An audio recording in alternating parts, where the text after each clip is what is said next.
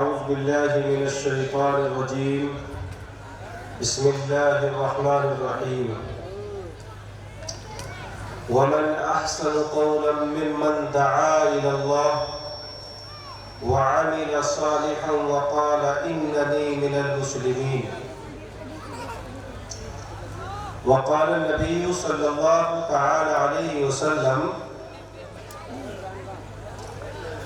لا يؤمن أحدكم حتى أكون أحب إليه من والده وولده والناس أجمعين.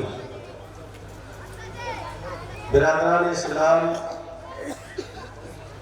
واجب الاحترام بزرگوں اور پیارے بچوں،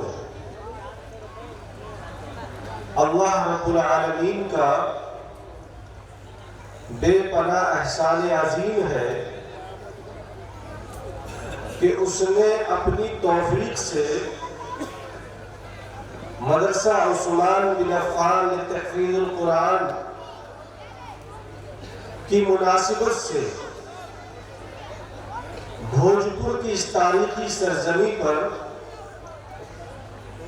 یہ تاریخی اجلاس منعقد کرنے کی توفیق عطا کی ہے۔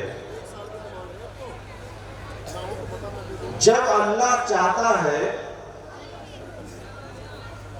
اپنے مخصوص بندوں سے اپنے دین کا کام لینا تو اللہ ان میں سے کچھ کو چن لیتا ہے،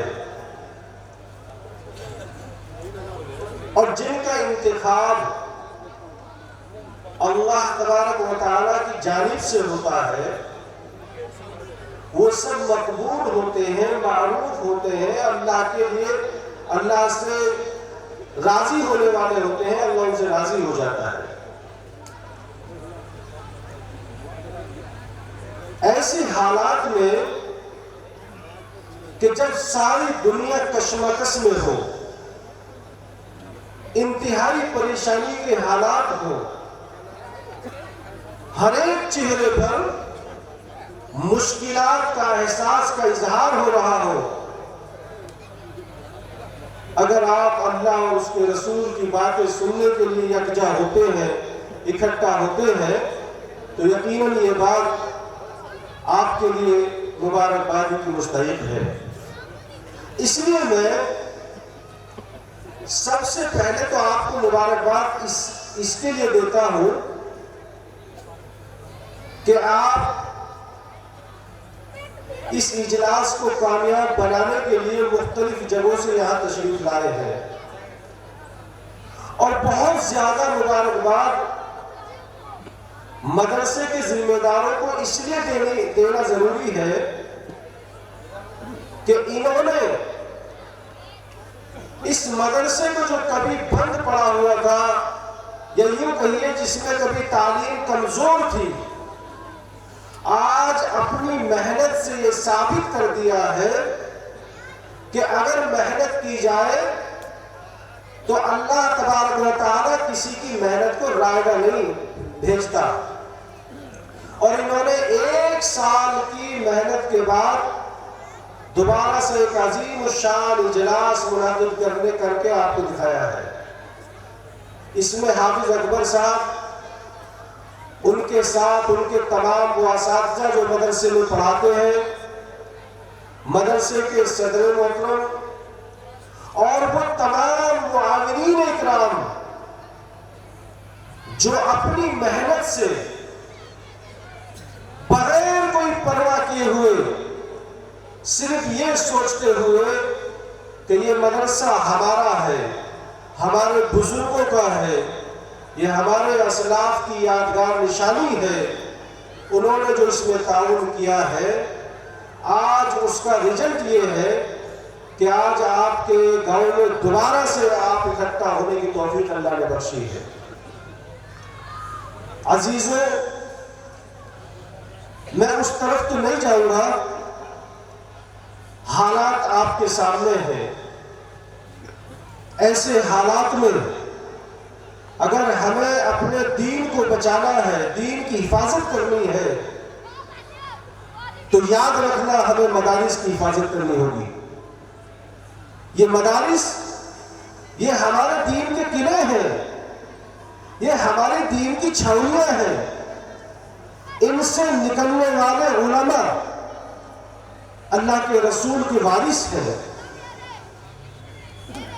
یہ وہی علماء ہیں جن کے تعلق سے اللہ کے نبی نے فرمایا کہ علماء انبیاء کے وارث ہیں.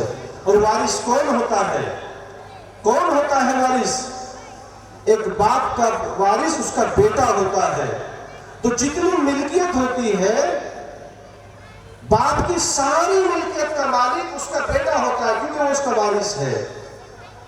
تو اسی طرح سے انبیاء اکرام مال و درہم چھوڑ کر کے نہیں گئے، وہ جو دین چھوڑ کر کے گئے ہیں اس کے وارث یہ علماء ہے. اس لیے میرے بھائیوں، اپنے ایمان کی حفاظت کے لیے، اپنے دین کی مضبوطی کے لیے اور اپنے نسلوں کی بقا کے لیے اگر آپ کھڑے ہو جاتے ہیں اپنے ادارے کو چلانے کے لیے، تو یقیناً آپ سے بہتر دنیا میں کوئی نہیں ہے. کوئی نہیں ہے آپ سے بہتر. سب سے بہتر آپ ہیں، سب سے مقبول آپ ہیں، سب سے معروف آپ ہیں. اس لیے اللہ دل سے یہی دعا نکلتی ہے کہ جو مدرسہ عثمان بن عفان کے تعلق کا تعاون کرنے والے حضرات ہیں، چاہے وہ اس بستی کے ہوں، چاہے وہ قرب و جوار کے ہوں، چاہے وہ کسی بھی شکل میں ہو، اللہ ان کے گھروں میں برکتوں کے دروازے کھول دے. اللہ ان کے گھروں میں خیر و برکت عطا فرما. اس لیے میرے بھائیوں، آج کا وقت بہت نازک وقت ہے. آج کا وقت اتنا نازک ہے کہ ساری یہودیت، ساری عیسائیت، ساری مجوسیت سب اکٹھا ہو کر کے صرف اور صرف اسلام پر ہر باور ہے. سب اسلام کو مٹانا چاہتے ہیں، سب اسلام کو ختم کرنا چاہتے ہیں، سب اسلام کو کمزور کرنا چاہتے ہیں. ہمارا سوال یہ ہے کہ ہم تو آپ سے کچھ نہیں مانگ رہے، ہم تو اپنے لوگوں سے اپنا دامن اٹھا کر کے بھیک مانگتے ہیں، مدرسے کے لیے مطالبہ کرتے ہیں، اور مطالبہ جب کیا جاتا ہے آپ اس کو پورا کرتے ہیں اور اس سے ہم ان مدرسوں کو چلاتے ہیں. اس لیے میرے بھائیوں، میں اسی لیے پھر ایک بار آپ کو مبارکباد اس لیے پیش کرتا ہوں کہ آپ نے اپنی حاضری سے اپنے مدرسے کے ذمہ داروں کے حوصلوں میں اضافہ کیا ہے.